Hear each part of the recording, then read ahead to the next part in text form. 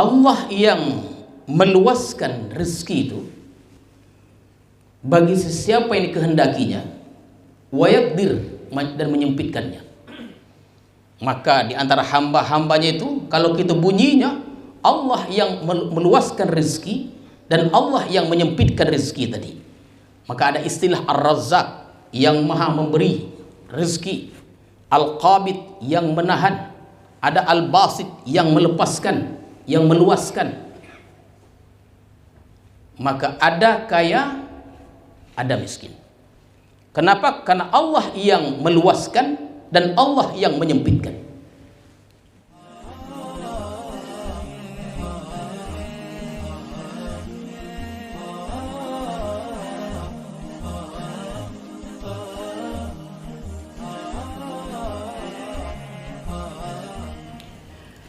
Bismillahirrahmanirrahim. Assalamualaikum warahmatullahi wabarakatuh.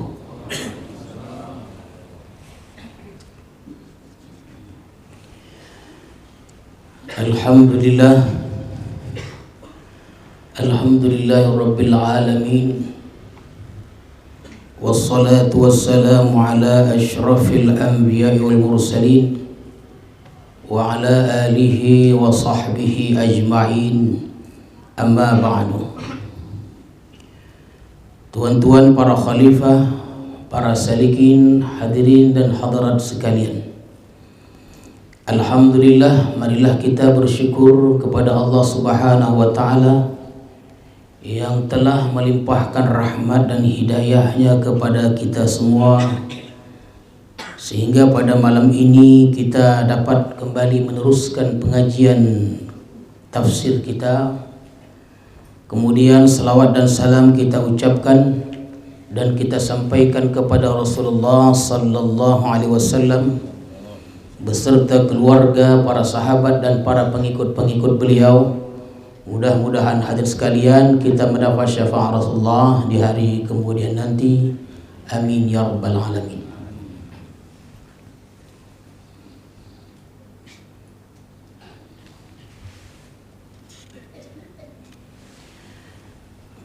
Bismillahirrahmanirrahim. Wala taj'al yadaka maghlulah ila 'unuqika wala tabsutha kullal basta fataq'uda maluma mahsura. Ayat yang ke-29 dari surah Al-Isra, sambungan ayat sebelumnya.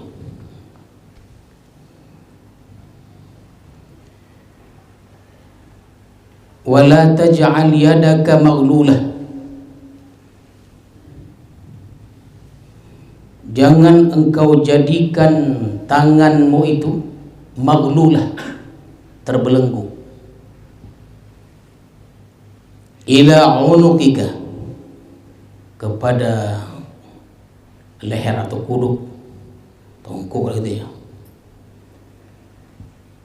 Wala tabsutha kulal basta, jangan engkau lepas dia sehabis lepas. Fataq'uda maluma mahsura, maka engkau akan duduk dalam keadaan tercela dan merugi. Tercela dan merugi ini gambaran kepada dua golongan, tuan-tuan sekalian.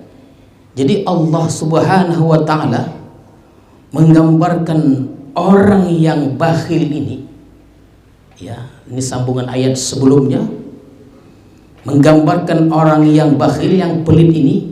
Kata Allah, wala taj'al yadaka maghlulah ila unuki, terbelenggu dia, payah dia berbelenggu ke belakang. Jadi Allah menggambarkan seperti itu.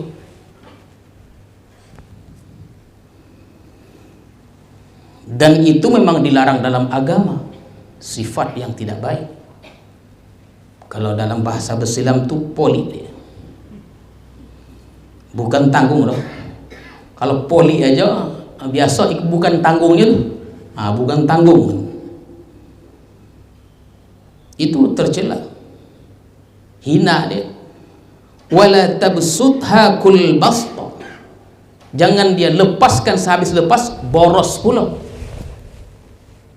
Jadi poli dan boros kok, itu tak boleh.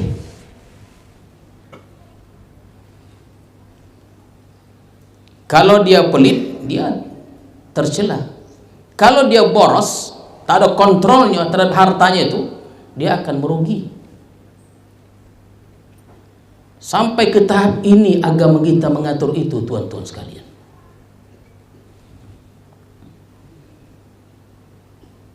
Jadi Allah menggambarkan begitu, terbelenggu dia. Payah dia memberikan, membuka pura-puranya itu. Terbelenggu tangannya itu. Memang dalam Quran juga disebutkan ada dua itu, tuan-tuan. Ada asyuh dan ada al-bukhl. Bukhul, dia poli, tak mau memberi. Syuh itu lebih dari bukhul.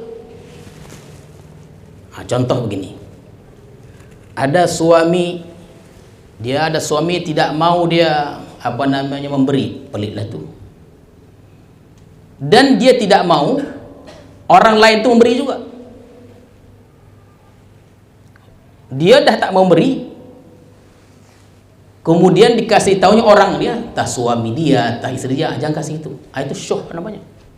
Lebih parah lagi. Itu tuan-tuan sekalian, pernah dikisahkan seorang hamba yang soleh yang Allah anugerahkan kepadanya kebun yang luas. Dengan kebun itulah dia bekerja keras menghidupkan keluarganya. Tapi hamba ini soleh, tuan-tuan sekalian, dia ada kebunnya. Dia ada kebun dan dia soleh.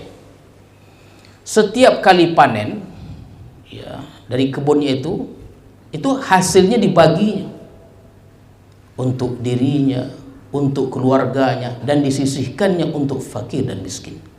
Begitulah setiap tahun, sehingga kebun itu senantiasa menghasilkan dia. Berkahlah begitu ceritanya. Dan itu diceritakan dalam Quran. Meninggallah dia,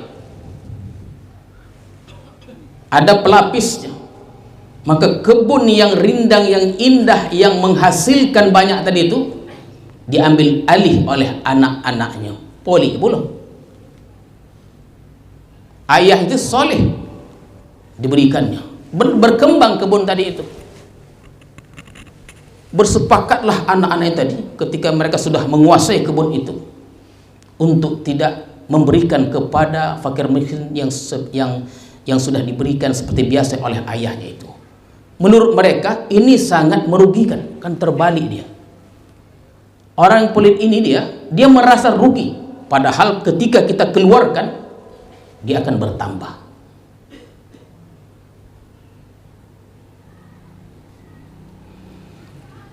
Bahkan tuan-tuan sekalian, masa panen pun mereka atur strateginya. Ya, biasanya mungkin pagi, mungkin siang, itu dibuatnya malam hari. Dan jalan untuk ke kebun itu jalan lain, supaya tidak diketahui oleh fakir miskin tadi itu. Sebenarnya anak-anak tadi ini pencuri sebenarnya. Kenapa? Kenapa dia tidak itu harta yang adanya itu bukan milik dia semuanya. Ada milik orang lain.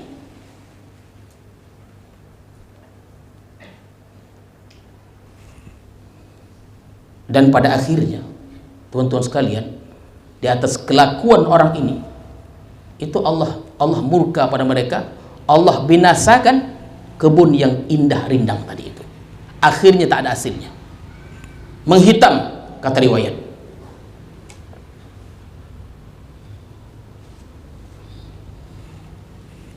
Jadi Allah menggambarkan demikian. Teringatlah kita cerita tentang tanah tempat kita berdiam ini. Ya. Biar kita ceritakan, bukan tak tahu supaya ingat kembali. Supaya berkah dia tanaman-tanaman yang kita tanam itu. Terkadang orang lupa, terkadang orang lalai bahwa tanah tempat kita berdiam ini dan segala macam pokok-pokok itu yang kita tanam itu tumbuh di atas tanah wakaf. Kan begitu dia, tanah wakaf. Kalau tanah wakaf itu diperjualbelikan, tentulah tidak boleh, maka itu akan diaturlah. Ditanamnya lah contohnya pokok kelapa. Kadang-kadang kan ada tiba-tiba kelapa itu ada aja dia. Lahir gitu dah ada kelapa itu dah. Ya kan begitu dia. Dah ada kelapa itu dah. Atau kita tanam kelapa. Kita menanam kelapa itu di tanah siapa? Tentu di tanah wakaf. Jangan kita katakan bahwa itu tanah kita. Tak ada, tidak. Dari hukum yang berlaku dan hukum negara pun tak betul. Jadi artinya seluas 131,5 hektar itu kan tanah wakaf. Kita tanamlah bersusah payah. Kita masih ingat dan sadar pokok yang kita tanam itu adalah di atas tanah wakaf. Siapa yang punya? Diberikan kepada Syekh Abdul Rokan dulu oleh Sultan Musa. Oleh karena itu, tuan-tuan sekalian, untuk kita ingatkan kembali, orang-orang dulu tuh, walaupun mereka tak bersekolah, tahu dan faham dia. Hebat juga orang dulu tuh. Macam mana? Di mana letak hebat itu? Mereka sadar, ditanamnya lah pokok kelapa 10, menghasilkanlah. Hasil itu sebetulnya punya siapa? Tengok. Oh, punya aku. Tanah siapa? Tanah wakaf. Oh, iya pula. Makanya kita kalau di Besilam kau tuan-tuan sekalian dan hadirin sekalian, kita yang tinggal di Besilam ini, kita kan banyak kita di Besilam ni acara, ada acara haul, ada maulid, ada Isra Mi'raj. Aktivitas kita kan di Besilam banyak. Apa salahnya? 10 biji lopehkan 2-3 biji. Tengok tu. Upaya ikolah dia, wala taj'al yadaka maghlulah ila unuq. Heran juga, pupuk udah, dijaga udah, tanah subur, ajin aku tiap pagi, tiap potang, tapi kalau apa buah tu koci aja dia. Mungkin ikut faktornya kok. Ikut faktornya. Maka kita ucapkan banyak terima kasih kepada individu-individu di masyarakat itu. Oh, hebat ya. Kadang datang dia, tahu dia ada atib malam Selasa. Itu kan tahu dia ada atib malam Selasa. Oh, diantaranya lah dari hasil kebunnya. Tak banyak dah, 10 biji. Untuk dibuat kolak labu contohnya. Oh, sedap juga tu kolak labu tu. Kolak labu, apa macam-macam lah itu. Tengok tuan-tuan. Dan itu tuan-tuan sekalian, kita tahu, mendengar kisah-kisah, cerita-cerita itu. Dan masih sempat kita rasakan. Tapi perputaran waktu akhirnya melupakan kita. Dan mungkin kita lupa atau pura-pura lupa.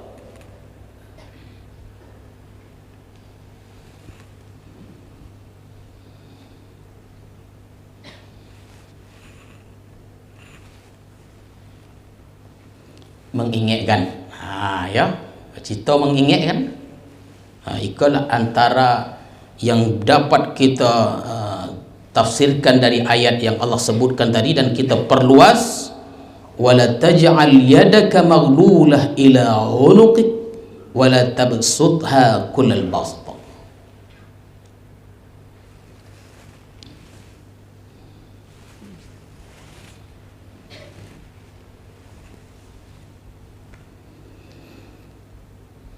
Jadi kalau di Besilam ni tuan-tuan sekalian, kalau mau menjual rumah tu dia hati-hati, mesti dia diberitahu, dilaporkan dia. Kan yang berhak untuk kita jual tuh rumah itu aja, tanah itu pun tanah kita. Ada nggak tuh? Sebegitu dia. Tanah itu bukan tanah kita. Hanya diberi hak pinjam, tak ada yang memiliki. Tapi sebahagian kata, oh itu tanah kami, bukan untuk dimiliki, untuk dikelola, untuk dijaga dan lain-lainnya. Itu yang betul.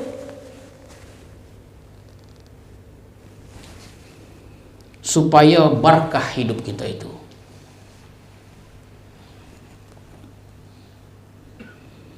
Hadirin dan hadirat sekalian, kata Allah pula,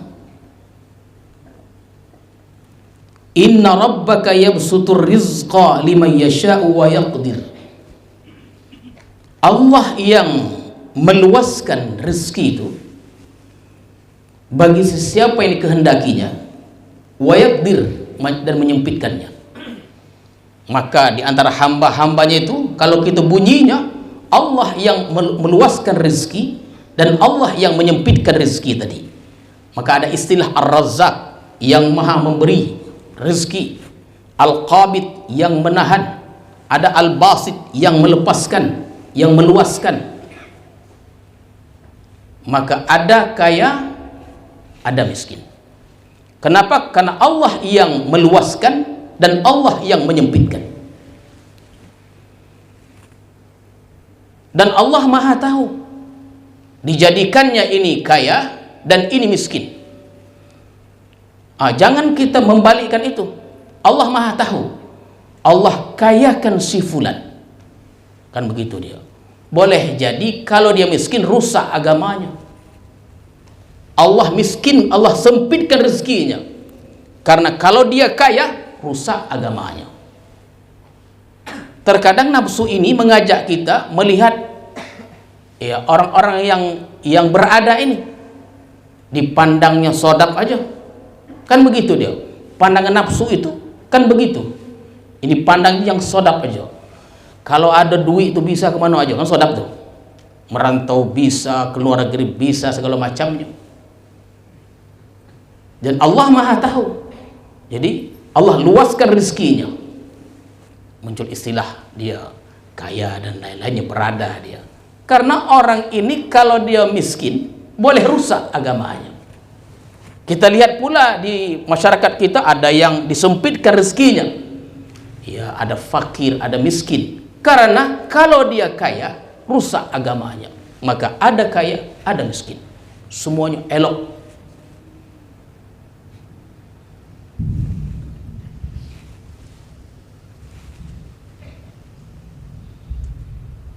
Jadi tuan-tuan sekalian, inna rabbaka yabsutur rizqa liman yasha'u wa yaqdir. Allah yang menyempitkan itu.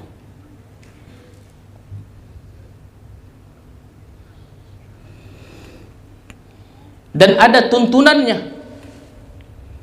Kalau orang yang diluaskan rezekinya, ya, disuruh dia untuk menjadi orang yang dermawan dan pemurah. Tadi sudah digambarkan tadi. Itu ada cerita teman-teman sekalian. Majikannya poli, ya kan? Tapi majikannya poli kok. Dia punya hamba, punya pembantu. Akhirnya pembantu tadi dimerdekakannya. Macam mana bisa pembantu dimerdekakannya? Jadi kata majikan, wahai pembantuku, siapkan hidangan, tutup pintu. Kata budaknya tadi, salah tuh tuan. Budaknya menyalahkan majikannya. Kata majikannya, siapkan hidangan, tutup pintu. Oh, bukan begitu tuan. Macam mana? Tutup pintu, bawa hidangkan. Apa pengertiannya? Kalau dihidangkan, ya kan?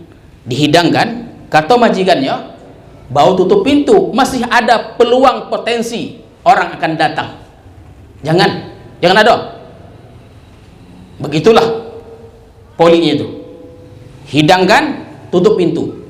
Rupanya pembantu lebih poli lagi. Bukan begitu tuan. tutup pintu dulu, baru hidangkan. Ayah, ku merdekakan kamu. Merdeka karena polinya. Kita kalau kita keluarkan, tuan-tuan sekalian, ya kita keluarkan dia, itu bukan berkurang, dia bertambah. Itu untuk melatih hati itu dia, bitadarruj, perlahan, berangsur-angsur, payah itu. Karena yang tahu kita, begitu kita keluarkan, berkuranglah dia. Sebaliknya, itu nak dilatih itu.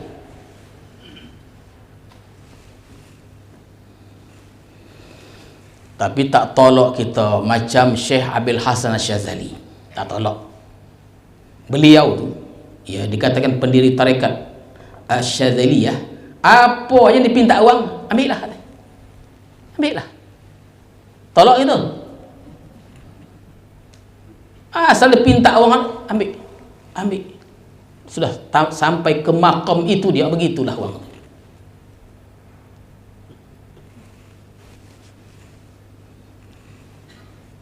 Tutup pintu hidang lu. Cuba lah.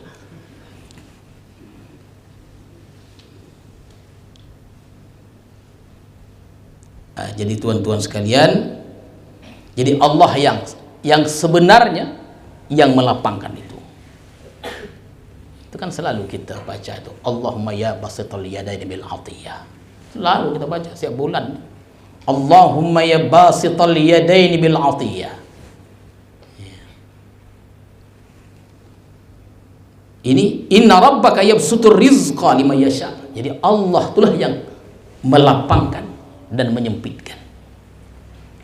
Semuanya ada hikmah-hikmahnya itu.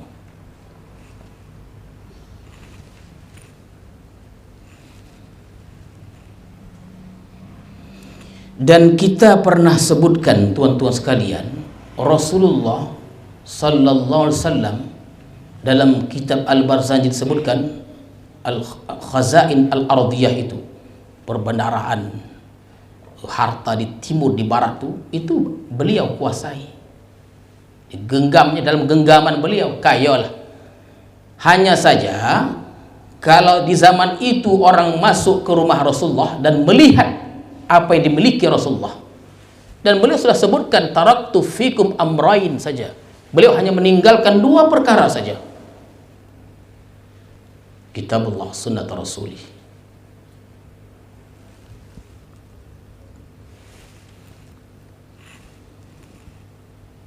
Ya, jadi tuan-tuan sekalian, kalau begitu dia, inna rabbaka yabsutur rizqa liman yasha wa yaqdir, Allah yang meluaskan, melapangkan dan menyempitkan, ada yang kaya, ada yang miskin. Yang kaya dermawanlah dia, pemurah dia.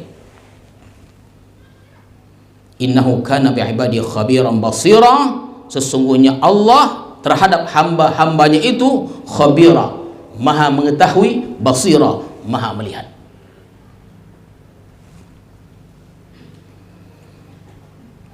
Jadi kalau tadi disebutkan kalau kita diberi keluasan rizki, kelapangan rizki, dermawanlah kita, pemurahlah kita, dan itulah memang disukai oleh Allah dan Rasulullah sallallahu alaihi wasallam. Lalu macam mana kalau kita dalam keadaan sempit rezekinya? Ya, pemurah tetap. Tapi di sini disebutkan, tuan-tuan sekalian, karena kalau kita teruskan ayat ini bunyinya begini.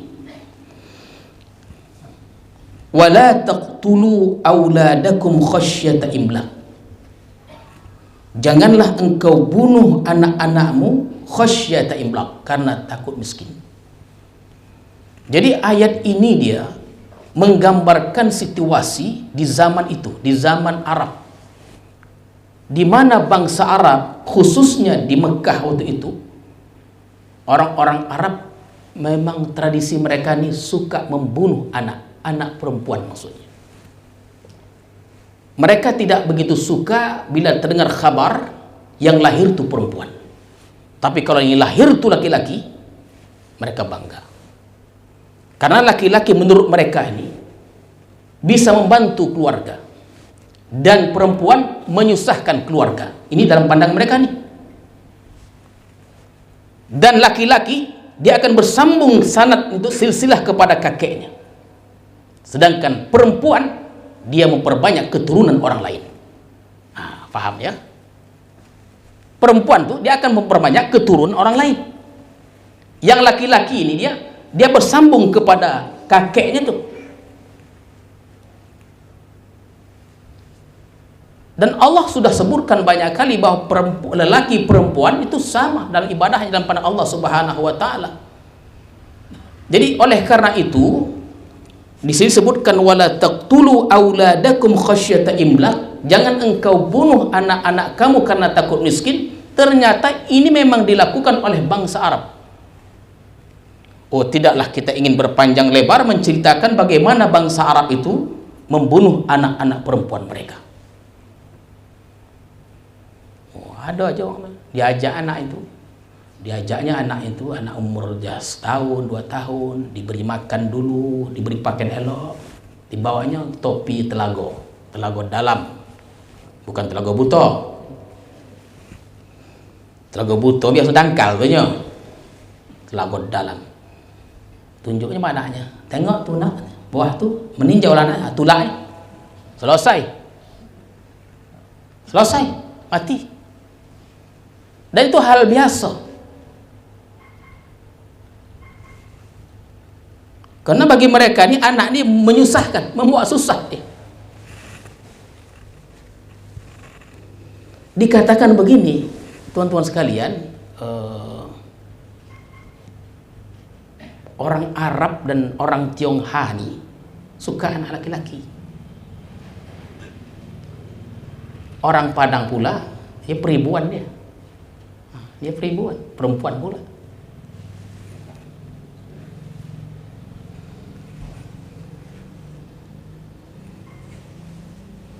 Kadang ada diceritakan sedikit itu, menjerit-jerilah anak tadi, ayah atau ibu dalam bahasa kita, tak peduli. Bahkan menjadi satu kebanggaan kalau sudah membunuh anak perempuan tadi. Kenapa dibunuh? Khasyata imlaq, takut miskin. Padahal kata Allah, nahnu narzukuhum wa iyyakum, kami yang berikan rezeki kepada mereka tuh dan kepada kamu juga.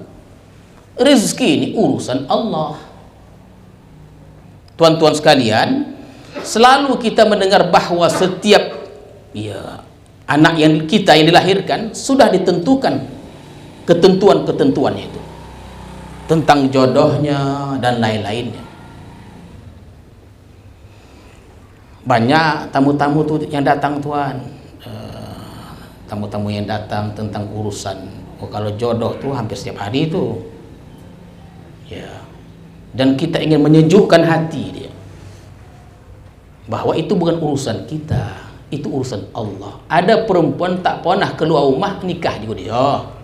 Asik keluar rumah tak nikah dia. Tengok tuh, maha kuasanya Allah Subhanahu wa taala. Terkadang yang buat perempuan tak tahan dia disindir. Wang genai paling goma menyindir wang. Bila lagi katanya. Ada bila lagi itu tak tahan lah. Kita ceritakan.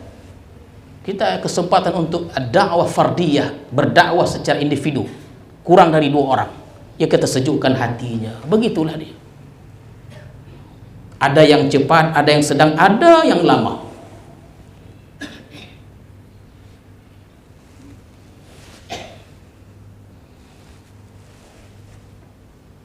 Jadi tuan-tuan sekalian, lahir sudah ada ketentuan-ketentuan tentang rezekinya. Kan dalam hikam itu sudah kita sebutkan, hanya saja memantapkan itu dalam hati itu payah dia, payah kali. Apa? Kita dituntut untuk menyibukkan diri kita terhadap perkara yang dituntut, dan kita tidak boleh menyibukkan diri kita terhadap perkara yang sudah dijamin. Apa yang dituntut? Yang dituntut itulah kita patut untuk menyibukkan diri kita, beramal ibadah. Sibukkanlah. Urusan rezeki ini kan sudah dijamin, tapi tetap ada ikhtiar. Bukan berpangku tangan saja, duduk saja, tidak bisa begitu. Tapi kita mesti ada doa, mesti ada ikhtiar.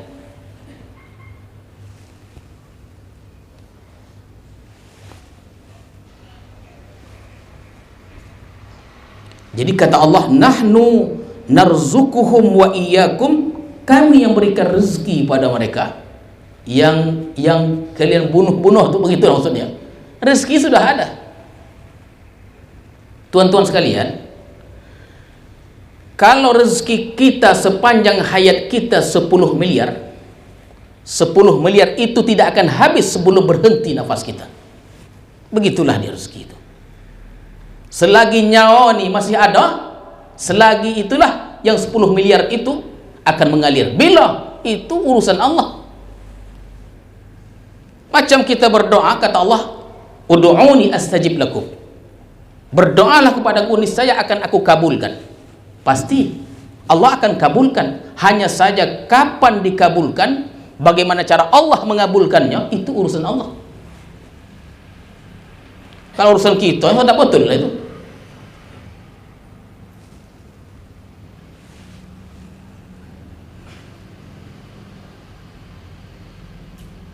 Jadi tuan-tuan sekalian, kan banyak itu dikisahkan orang Arab itu yang membunuh anaknya, kemudian mereka bertobat dan mereka dikatakan menjadi penghuni surga. Begitulah Allah, tawabnya Allah itu, ghafarnya, ghafurnya Allah itu, maha pengampun, maha penerima taubat Allah itu. Jadi kalau berbicara tentang dosa, dosa kita ini memenuhi bumi ini sampai ke langit, Allah akan ampunkan asalkan bertaubat. Begitulah Allah itu.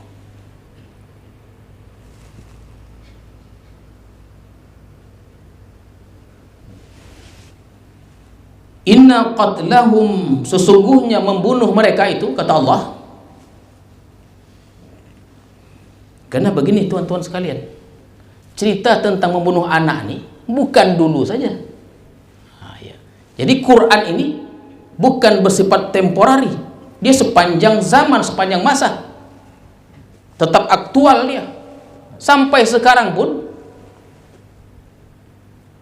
banyak orang membunuh anaknya.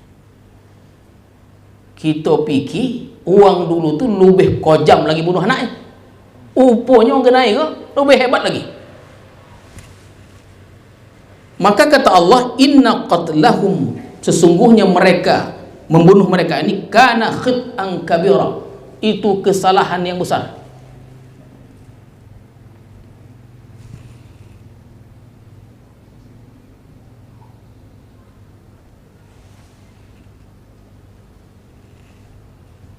Nah, itulah sebagian tafsiran dari ayat ini. Yang berikutnya, tuan-tuan sekalian, kata Allah pula,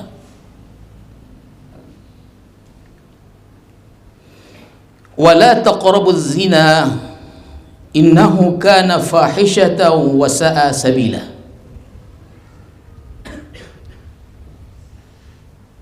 Jangan kamu mendekati zina, dokek aja tak boleh punya.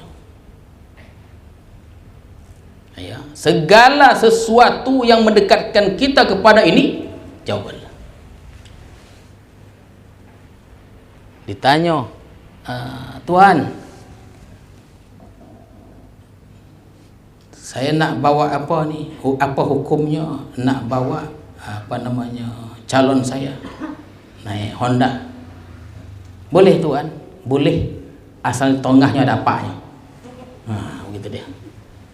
Boleh, boleh Tuan, saya membawa calon saya itu naik Honda, naik kereta, boleh, asalkan apanya ada di tongahnya. Sodap tuan-tuan, tak jadilah, tak jadi kalau gitu.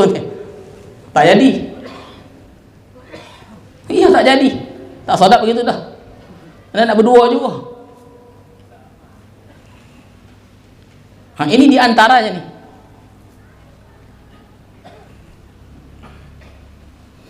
Makanya kita, tuan-tuan sekalian, kita di Besilam ini pelan-pelan kita, yang perempuan, ya, yang datang-datang pun begitu juga. Ya. Supaya tuan-tuan tahu, yang datang ke Nosah ini bukan orang-orang Islam saja, non-muslim ramai, tuan-tuan. Makanya kita sediakan kain itu, kita sediakan jilbabnya. untuk menjaga keutuhan itulah dia. Jadi perkara-perkara hal-hal yang mendekatkan kepada itu, la taqrabu, kata Allah, jangan dekat, bahaya dia.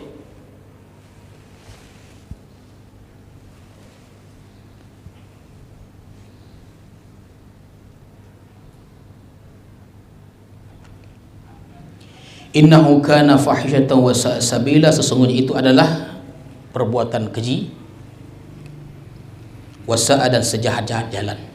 Dia membawa ke neraka lah itu. Dia membawa ke neraka. Kata Allah pula, wala taqtulun nafsal lati harramallahu illa bil haqq. Jangan engkau bunuh jiwa yang diharamkan oleh Allah illa bil haqq, kecuali dengan kebenaran. Ini berkaitan dengan hukum qisas, tuan-tuan sekalian. Itu dikatakan, kata setiap Jumaat di Arab Saudi sana, itu kalau nak tengok kepala berpisah di badannya sana, setiap Jumaat katanya. Sekali totak aja putus. Hukum qisas. Jadi dibenarkan. Ya, qisas itu ada dia, tuan-tuan sekalian. Wa man qutila mazluman faqad ja'alna liwalihi sultana. Jadi barang siapa yang dibunuh secara aniaya, maka kami jadikan atas wali itu kekuasaan. Jadi kalau terbunuh dalam hukum qisas itu, tuan-tuan sekalian, itu wali boleh menuntut kepada hakim, pemerintah, kerajaan untuk menuntut qisas. Dibunuh, bunuh juga. Dan itu banyak kejadian hukum qisas ini, dan berlaku di sana, tuan-tuan sekalian, di Arab Saudi, di Pakistan, mungkin di Afghanistan berlaku. Fala yusrif fil qatl, dan jangan melampaui batas pada membunuh tuh. Apa maksudnya? Jadi kalau diberi kewenang terhadap wali menuntut, kami menuntut supaya dijalankan, ditegakkan hukum qisas. Baik, ditegakkan hukum qisas. Jangan hukum qisas itu berlebih-lebih. Karena rasa geram tadi, ya kan? Rasa geram, marah, di qisas berlebih-lebih. Dengan cara perlahan-lahan mematikannya. Oh, tak boleh. Jangankan manusia menyembelih haiwan saja, mesti dengan parang yang tajam. Apalagi manusia, tak boleh lama-lama dia. Biar tawasa dia katanya. Oh, tak boleh, tuan-tuan. Fala yusrif fil qatl. Jangan melampaui batas. Sama juga, kenapa tidak dibenarkan kita membalas dendam? Ya, kita iri juga. Tak boleh kita fitnah. Fitnah itu sudahlah berdosa. Atau kalau kita balas dendam, kita balas dengan dendam juga. Kalau begitu, kita dapat dua dosa. Dua dosanya. Ada orang buat aniaya, zalim kepada kita, lalu kita balas. Pembalasan itu boleh jadi dua dosa. Yang pertama, membalas buat kezaliman. Yang kedua, kezaliman yang kita buat berlebih. Kalau dia berbuat zalim pada kita 10%, karena geramnya kita, marah kita, boleh jadi 20%. Dua dosanya. Jadi biarkan aja lah. Karena begini, tuan-tuan sekalian, kalau ada orang berbuat zalim, secara hakikatnya itu kan kehendak Allah juga. Tengok tu. Tetapi secara syariatnya, kita mengkritik perbuatan itu karena ikhtiar yang salah, tapi hati jangan sampai membenci. Begitulah dia. Orang yang berbuat jahat nih, tentuan, dia berbuat jahat pada kita, itu kan atas kehendak Allah juga itu. Itu kalau kita belajar tentang, kan ada tauhid bil af'al, tauhid bil sifat, tauhid bil dzat. Segala perbuatan yang kita tengok ini perbuatan Allah, yang baik yang buruk. Tapi secara adab dan syariat, baik disandarkan kepada Allah, buruk disandarkan kepada kita. Jadi kalau ada orang berbuat jahat, itu kan atas kehendak Allah juga. Lalu macam mana sikap kita? Sikap kita, tuan-tuan sekalian, kita mesti maklum dia berbuat begitu. Secara syariat kita mengkritik, mesti kita ajar, kita bimbing, tapi hati tidak membenci. Itu nak dilatih juga tuh. Karena kalau orang buat jahat kita nak balik aja. Begitulah yang berlaku selama ini.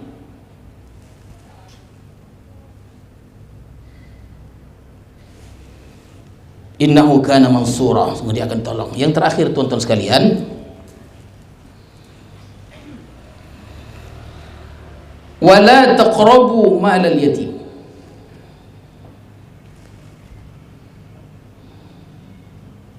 Jangan engkau dekati, rupanya jangan engkau dekati malal yatim, harta anak yatim, dengan cara apapun. Jadi tuan-tuan sekalian, begini dia. Dalam kaitan ingin saya jelaskan lagi tentang keadaan kita di Islam dan ya tuan-tuan sekalian. Oleh karena itu kita punya inisiatif. Begini dia. Tahlil bukan kita nih orang tahlil juga. Masalah tahlilnya kita udah pernah tahlil di Medan, Jakarta. Saya tanya lagi ada tahlil kojo itu. Begitulah dia. Gomai itu tahlil itu. Tapi ketika fenomena itu, maka kita ada menetapkan, belum tertulis menetapkan satu peraturan baru. Tahlil-tahlil itu jangan lagi ada di rumah. Jangan tuan-tuan meminta-minta lagi. Maka kita fokuskan sentralisasi di sinilah dia. Begitulah. Karena mudarat itu kalau dibuat di rumah itu besar kali. Kenapa tuan tahu? Itu kau juga kita tahlil. Itu kau juga kita tahlil dulu. Kita ingin mendidik anak-anak kita juga supaya tidak lahir nanti generasi ke depan itu generasi yang Qur'ani, yang madani. Tidak begitu dia lagi. Maka acara-acara sini pun anak-anak mana ada di sini. Kita tempatkan di sana untuk anak-anak. Kita ingin juga anak-anak ada di masjid-masjid ini. Tapi masih yang sama kita ingin kenyaman dalam sholat itu. Kita ingin nyaman. Sementara kita ingin anak-anak ada juga sembahyang di masjid. Diharapkan ayah juga. Kita tempatkan anak-anak di sana supaya dia teratur dia. Yang kita inginkan bila kita fokuskan di madrasah ini untuk memakmurkan, untuk melestarikan, meramaikan, ya, supaya orang sembahyang isya juga tidak juga punya. Heran juga kita tuh.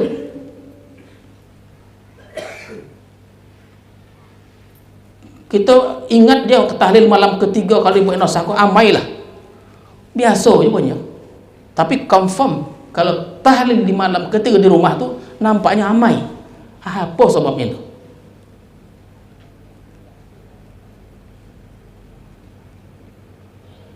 Jadi tuan-tuan sekalian, kita yang tinggal di Islam ini usah buat permohonan lagi supaya tahlil dibuat di rumah. Ini kita ini bukan bicara dia, kita untuk masalah ammah, dan itulah untuk kita dahulukan. Masalah ammah itu masalah kesemuanya.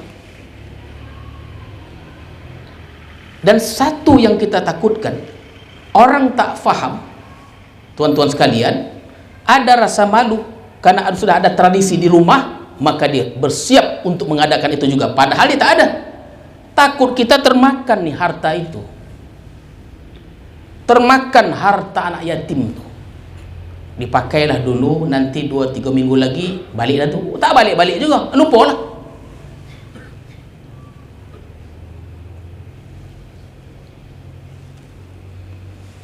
Ya, kita ingatlah kaum bapaknya itu bila dibuat tahlil di madrasah ini, berjinak-jinaklah dia dengan madrasah ini, nampaknya tidak juga. Mudah-mudahanlah dimudahkan urusan kita dalam hal ini. Jadi ketika kita melihat fenomena itu, keadaan itu, situasi itu, nampaknya harus ada satu inisiatif. Tak boleh nak mendidik anak-anak juga sebenarnya itu. Tuan-tuan sekalian, macam kita sembahyang maghrib khususnya itu, sembahyang maghrib itu memang di Malaysia itu terjadi bukan perdebatan tak habis-habis sampai sekarang. Akhirnya bentuk satu tim untuk mengawasi anak-anak itu saja. Kita ingin dalam sholat kita itu tak terganggu, nyaman saja ya. Jangan ada jeritan, tangisan, seloroh dan lain-lainnya. Kita tidak mau dengar itu. Tapi masa yang sama kan kita ingin anak-anak itu kita perkenalkan kepada masjid ini. Artinya mestilah ada ekstra dia, diatur dia, dirapikan dia. Nah, masalahnya kalau ada pihak-pihak yang tidak mau tahu, itu masalah juga itu dia.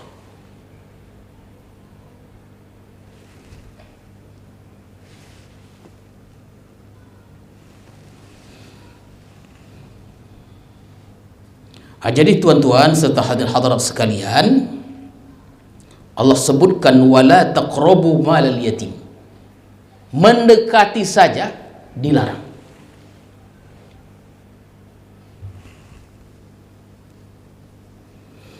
Kalau kita bicara tentang tahlil nih, ya tuan-tuan sekalian, dulu ada juga, dulu tuh tidak yang begitu gali.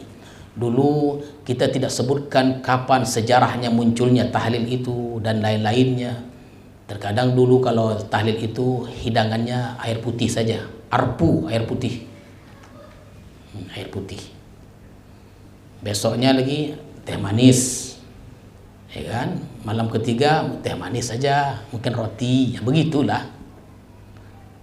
1 minggu kemudian meninggal pula jiran. Kadang-kadang manusia ini ada tak mau kalahnya, kan begitu dia. Malam ketiga bubur kacang lah. Niat tu eloknya niat kau bubur kacang lah supaya sedekahnya lebih lagi. Terus semakin menjadi-jadi. Ya. Ya mudah-mudahan tuan-tuan sekalian kita diberkati, dirahmati oleh Allah Subhanahu wa taala. Dimudahkan segala urusan kita, segala tindakan kita, keputusan kita ambil merupakan untuk kebaikan kita semuanya. Amin ya rabbal alamin. A'udzubillahi minasyaitonir rajim. Bismillahirrahmanirrahim. Allahumma la sahla illa ma ja'altahu sahla wa anta taj'al idza taj'ala sahilan umurana ma damat as-samawati innaka ala kulli syai'in qadir. Walhamdulillahi rabbil alamin. Assalamualaikum warahmatullahi wabarakatuh.